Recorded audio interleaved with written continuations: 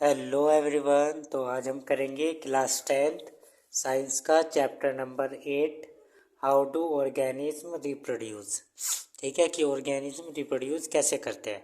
तो इससे how do organism reproduce पढ़ने से पहले हमें क्या पढ़ना पड़ेगा, वाई डू ऑर्गेनिज्म रिप्रोड्यूस। ठीक है कि ऑर्गेनिज्म रिप्रोड्यूस कर क्यों रहे हैं। ठीक है, कैसे पढ़ने से पहले क्यों पढ़ना पड़ेगा कि क्यों कर रहे हैं।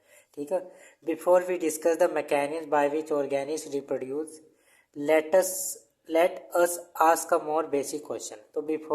तो ये पढ़ने से पहले, मैकेनिज्म पढ़ने से पहले कि ऑर्गेनिज्म कैसे रिप्रोड्यूस कर रहे हैं, उस मैकेनिज्म को पढ़ने से पहले हमें क्या पढ़ना पड़ेगा कि ये क्वेश्चन को पढ़ना पड़ेगा, वाई डू ऑर्गेनिज्म रिप्रोड्यूस, कि जो ऑर्गेनिज्म है ये क्यों रिप्रोड्यूस कर रहे हैं। ठीक है, after all reproduction is not necessary to maintain the life of an individual organism. क्योंकि हमें पता है रिप्रोडक्शन इतना ज़रूरी नहीं है लाइफ के लिए कि इसके बिना हम जी नहीं पाएंगे अगर हम रिप्रोडक्शन नहीं करेंगे तो। ठीक है, जैसे कि हम लाइफ प्रोसेस चैप्टर में पढ़ के आए हैं, न्यूट्रिशन, रेस्पिरेशन, एक्सक्रीशन, ये क्या है, लाइफ प्रोसेस के असेंशियल है। ठीक है, एसेंशियल लाइफ प्रोसेस है, इनके बिना हम लाइव नहीं रह सकते। ठीक है, जीवित नहीं रह सकते। लेकिन जो रिप्रोडक्शन है ये कोई ऐसा प्रोसेस नहीं है जिसके बिना हम जीवित नहीं रह सकते। अगर हम रिप्रोडक्शन नहीं करें तब भी हम जीवित रह सकते हैं। तो उसको मतलब कब रिप्रोड्यूस करना है क्यों पड़ रहा है, ठीक है, ये पढ़ेंगे इसमें। आफ्टर ऑल ये हो गया, unlike the essential life process such as nutrition, respiration और एक्सक्रीशन। जैसे कि हमारे लाइफ प्रोसेस थे न्यूट्रिशन और रेस्पिरेशन, ये क्या था, हमारे लिए बहुत ही ज़रूरी थे, इनके बिना हम जी नहीं पाएंगे अगर एक भी लाइफ प्रोसेस अच्छे से वर्क नहीं करने का। On the other hand, if an individual organism is going to create more individual, और अगर हम दूसरी तरफ देखें, अगर कोई इंडिविजुअल ऑर्गेनिज्म रिप्रोड्यूस कर रहा है या क्रिएट कर रहा है अपना जैसा, तो उसमें उसको ज़्यादा एनर्जी क्या करनी पड़ रही है, स्पेंड करनी पड़ रही है। तो इसमें क्या हो रहा है, लॉट ऑफ एनर्जी का क्या हो रहा है, वेस्टेज हो रहा है। फिर भी क्या कर रहे हैं, रिप्रोड्यूस। तो क्यों कर रहे हैं ये पढ़ेंगे। तो और क्या होगा, if an individual organism going to create more individual, अगर कोई इंडिविजुअल ऑर्गेनिज्म अपने जैसा क्रिएट करेगा तो a lot of its energy will be spent in the process. तो उस प्रोसेस में क्या होगी, बहुत सारी हमारी एनर्जी लगेगी। ठीक है, so why should an individual organism waste energy on a process. तो फिर ये जो इंडिविजुअल ऑर्गेनिज्म है अपनी एनर्जी को वेस्ट क्यों कर रहे हैं इस प्रोसेस में। It does not need to stay alive, और ये हमें जीवित रहने के लिए भी आवश्यक नहीं है। ठीक है, जरूरी नहीं है, फिर भी हम इसमें क्या कर रहे हैं, वेस्ट कर रहे हैं। It will be interesting to discuss possible answer in the classroom. तो ये इंटरेस्टिंग होगा इसका आंसर जानना। तो देखते हैं क्यों कर रहे हैं। Whatever the answer to this question, तो इसका क्वेश्चन कुछ भी हो सकता है। It is obvious that we notice organic because they reproduce. तो हमने नोटिस किया है अगर ऑर्गेनिक्स रिप्रोड्यूस कर रहे हैं, if there were to be only one non reproducing member of a particular kind, अगर सिर्फ एक ही मेंबर है किसी पर्टिकुलर काइंड में जो रिप्रोड्यूस कर रहा है, it is doubtful that we would have notice its existence. तो क्या होगा, अगर कोई एक पर्टिकुलर काइंड का ऑर्गेनिज्म है, अगर वो रिप्रोडक्शन नहीं कर रहा होगा, ठीक है, तो उसके जैसे और नहीं बनेंगे, मतलब वो अकेला होगा, तो उसको हम क्या करें, जो उसकी एग्जिस्टेंस है उसको हम नोटिस ही नहीं कर पाएंगे। ठीक है, तो रिप्रोडक्शन क्यों करे, जिससे कि वो अपने जैसे और बनाए, तो जो उसका एग्जिस्टेंस है वो सबको पता चले। ठीक है, कि इसके जैसा भी कोई प्राणी है, स्पीसीज है, तो रिप्रोडक्शन हम इसी वजह से करते हैं। ठीक है, तो इसमें आ जाएगा आंसर पूरा ही, नोटिस इट्स एग्जिस्टेंस। ठीक है, तो क्या है, डाउटफुल है, आशंका है कि हम इसके एग्जिस्टेंस को नोटिस कर पाए अगर सिर्फ एक जैसा एक ही प्राणी है। It is the large number of organism belonging to single species that bring to them to our notice. अगर बहुत सारे एक ही ऑर्गेनिज्म है, ठीक है, एक जैसे ऑर्गेनिज्म अगर बहुत सारे होंगे तो वो हमारी नोटिस में जल्दी आ जाएंगे, मतलब हम उनको क्या कर लेंगे, नोटिस कर लेंगे। ठीक है, how do we know that two different individual organism belong to the same species. अब क्वेश्चन ये आ गया कि हम कैसे पहचान पाएंगे कि तो जो दो इंडिविजुअल ऑर्गेनिज्म है ये एक ही स्पीसीज क्या, सेम स्पीसीज क्या है। तो usually we see this because they look similar to each other. तो हम क्या कहेंगे, क्योंकि वे दोनों क्या लग रहे हैं, एक जैसे लग रहे हैं, सिमिलर लग रहे हैं देखने में, तो क्या हो गया, सेम स्पीसीज के। Thus reproducing organisms create individual that look very much like themselves. तो जो रिप्रोड्यूसिंग हो रही है, जो रिप्रोड्यूस कर रहा है हमारा ऑर्गेनिज, तो ये क्या करेगा, क्रिएट करेगा न्यू इंडिविजुअल बिल्कुल उसके जैसे। ठीक है, अपने जैसे। ठीक है, जो उसके जैसे दिखते हो। ठीक है, do organisms create exact copy of themselves. अब ये आया है कि जो ऑर्गेनिज्म है क्या वो अपने जैसे बिल्कुल अपनी जैसी कॉपी क्रिएट कर पाते हैं या नहीं। तो organism look similar because their body design are similar. ठीक है, तो ऑर्गेनिक क्या करेंगे, look similar because their body design है सिमिलर। तो ऑर्गेनिक एक जैसे दिखेंगे क्योंकि जो उनका बॉडी डिजाइन होगा वो क्या है, सिमिलर है। If body design are to be similar the blue print for this design should be similar. अगर बॉडी डिजाइन सिमिलर है, एक जैसा है, तो जो ब्लू प्रिंट है इनकी बॉडी के डिजाइन का तो वो भी कैसा होगा, सिमिलर होगा। ठीक है, Thus reproduction at its most basic level will involve making copy of the blueprint of the body design। तो reproduction क्या है, वो क्या है, वो वाला लेवल है जिसमें क्या होगा, कॉपीज होगी ब्लूप्रिंट की एक जैसी, जिससे कि जो बॉडी डिजाइन है वो उसके जैसा बने। In class 9th we have learnt that chromosome in the nucleus of a cell contain information for inheritance of feature from parent to next generation in the form of DNA. आप ये class 9th में पढ़ चुके हैं कि जो nucleus होता है, जो न्यूक्लियस है इसके अंदर क्या होते हैं, क्रोमोजोम। और क्रोमोजोम के अंदर क्या होती है, इन्फॉर्मेशन होती है कि अपने पेरेंट्स के कौन कौन से कैरेक्टर को इनहेरिट करेगा। इनहेरिट मतलब लेगा, उनके जैसे जो कैरेक्टर हो गए, ठीक है, फीचर्स हो गए, फीचर्स, ठीक है, गुण अपने पेरेंट्स से क्या करेगा, इनहेरिट करेगा, लेगा। ठीक है, बोल देते हैं ना कि ये इसके पेरेंट्स की जैसी इसकी आंखें है, कि इसके पापा की जैसी आंखें, इसकी मम्मी की जैसी नाक है, कान है। ठीक है, तो ये क्या है, इनहेरिट करे फीचर किससे, पेरेंट्स से। तो वो कहाँ पे होते हैं, क्रोमोजोम में होते हैं वो वाली इन्फॉर्मेशन। ठीक है, in the form of DNA, DNA की फॉर्म में होता है। ठीक है, ribo deoxy ribo nucleic acid. The DNA in the cell nucleus is the information source for making protein. तो जो डीएनए है सेल्स न्यूक्लियस के अंदर, ये क्या है, इंफॉर्मेशन सोर्स है, क्या बनाने के लिए, प्रोटीन। तो डीएनए क्या इन्फॉर्मेशन दे रहा है, प्रोटीन बनाने के लिए डीएनए हमारा क्या देगा, इन्फॉर्मेशन देगा। If the information is change, अगर इन्फॉर्मेशन हमारी चेंज हो जाएगी, different protein will be made.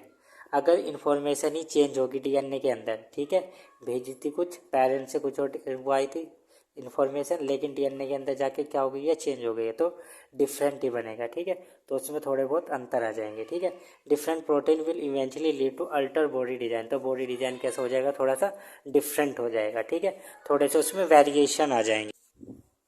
Therefore, a basic event in reproduction is the creation of a DNA copy।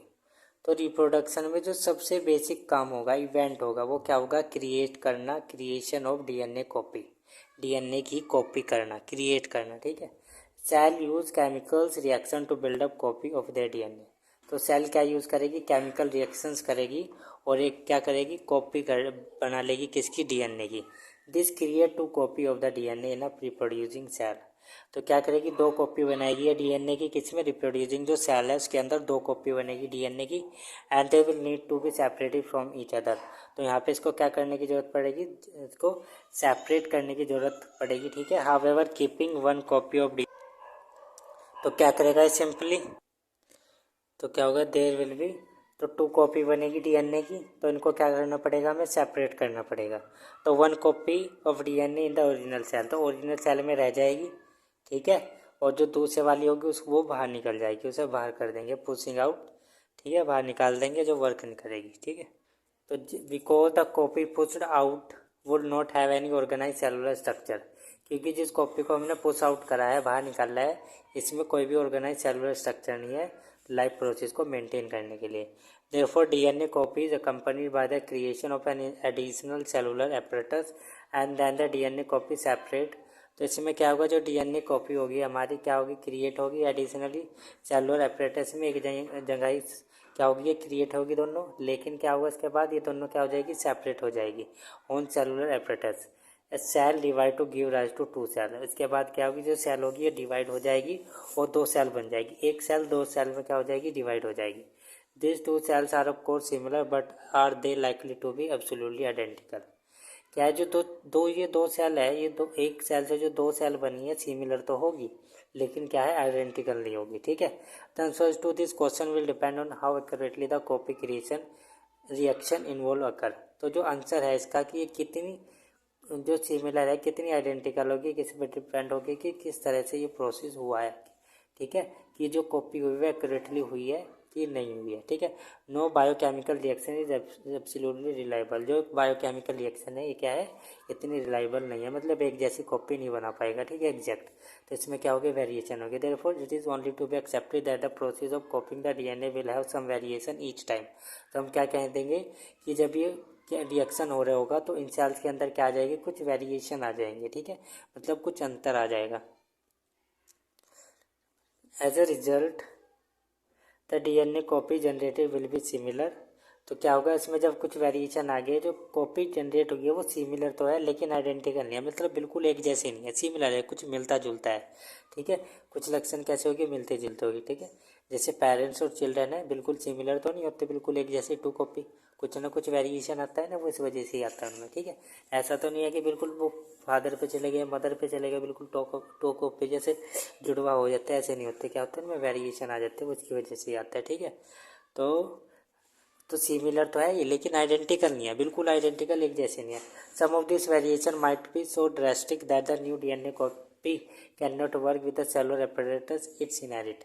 तो जो वेरिएशन है इसकी किसकी वजह से हुआ है, क्योंकि जो जो न्यू डीएनए कॉपी बनी है ये वर्क नहीं कर रही है उस apparatus में जिसमें इनहेरिट है, ठीक है, जिसमें कैरेक्टर आई है, जिसमें इन्फॉर्मेशन आई है, ठीक है, उनकी कि कैसे बनेंगे, ठीक है। तो इसमें क्या होगा, as a result the DNA copy generated will be similar. तो जो डीएनए कॉपी जनरेट हुई वो सिमिलर तो है लेकिन but may not be identical to the original, लेकिन ओरिजिनल से आइडेंटिकल है। Some of this original might be so drastic. जो वेरिएशन आई है तो कुछ वेरिएशन इसमें इतने आ जाएंगे कि जिसकी वजह से जो जो न्यू बॉर्न बेबी है वो क्या हो जाएगा, सिंपली डाई हो जाएगा, ठीक है, क्योंकि ज़्यादा वेरिएशन आ गई है। तो वो क्या हो गया, इससे जो सेल थे वो उसमें apparatus में क्या नहीं हुई, कॉपी नहीं हुई, ठीक है। On the other hand there could still be many other variation in the DNA copy that will not lead to such a drastic outcome. लेकिन स्टिल ऐसे भी वेरिएशन हो गए जिसमें वेरिएशन तो हो गए डीएनए कॉपी में लेकिन इतने नहीं होने के, ड्रास्टिक नहीं होने के। The surviving cells are similar to but subtly different from each other. तो जो सेल्स है वो सर्वाइव तो कर जाएगी, वो सिमिलर होगी लेकिन उसमें क्या होगी, डिफरेंट होगी, वे एक दूसरे से क्या होगी, डिफरेंट होगी। This inbuilt tendency for variation during reproduction is the basis for evolution. तो जो वेरिएशन आए हैं हमारे रिप्रोडक्शन के दौरान, ठीक है, जो ये वेरिएशन आए हैं रिप्रोडक्शन के दौरान इसे हम क्या बोलते हैं, इवोल्यूशन। ये आप पढ़ोगे नेक्स्ट चैप्टर में, ठीक। अब हम पढ़ेंगे इम्पोर्टेंस ऑफ वेरिएशन की, वेरिएशन की इम्पोर्टेंस क्या है। Population of organism fill well defined place और निशेज इन द इकोसिस्टम। तो जो पॉपुलेशन है ये क्या है, वेल डिफाइंड प्लेस में, मतलब कि कुछ तो पॉपुलेशन ऐसी है, मतलब उस जगह रहेगी जहाँ पे वो क्या करेगी, सर्वाइव कर पाएगी, ठीक है।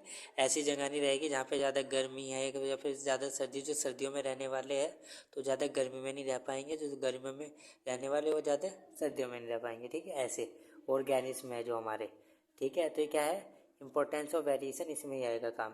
In the using their ability to reproduce, क्या है कि इनका एक इकोसिस्टम है, ठीक है, एक वेल डिफाइंड प्लेस है जहाँ पे क्या है ये एबल हो गए रिप्रोड्यूस करने में, ठीक है। The consistency of DNA copy during reproduction is important for the maintenance of body design features. तो जो कंसिस्टेंसी है किसमें, डीएनए कॉपी में, तो किसके लिए इंपॉर्टेंस है रिप्रोडक्शन में, जिससे कि जो बॉडी का डिजाइन है वो जो फीचर है बिल्कुल उसके ऑर्गेनिज्म जैसा, that allow the organism to use that particular niche. मतलब जो नया ऑर्गेनिज्म बनेगा तो उसका जो फीचर्स है वो कैसे हो, उसके जैसे हो। तो किस पे डिपेंड करेंगे, वो डीएनए कॉपी पे। अगर उसमें थोड़ा भी एनवायरनमेंट में चेंज होगा तो डीएनए में भी हमारा क्या हो जाता है, चेंज हो जाता है, ठीक है। तो डीएनए में चेंज हो जाएगा तो वेरिएशन आ जाएंगे उसमें, ठीक है। तो reproduction is therefore link to the stability of population of species. तो जो रिप्रोडक्शन है किससे लिंक है, ये उस पॉपुलेशन ऑफ स्टेबिलिटी की, पॉपुलेशन कितनी स्टेबल है, उस टाइप की स्पीसीज इस पॉपुलेशन में कितनी स्टेबल है, मतलब कि कोई स्पीसीज कितनी स्टेबल है कहीं पे। However niches can change because of reason beyond the control of the organism. तो जो हमारी निशेज है चेंज हो जाएगी किसके कारण, क्योंकि जो कंट्रोल है ऑर्गेनिज्म के कारण, ठीक है।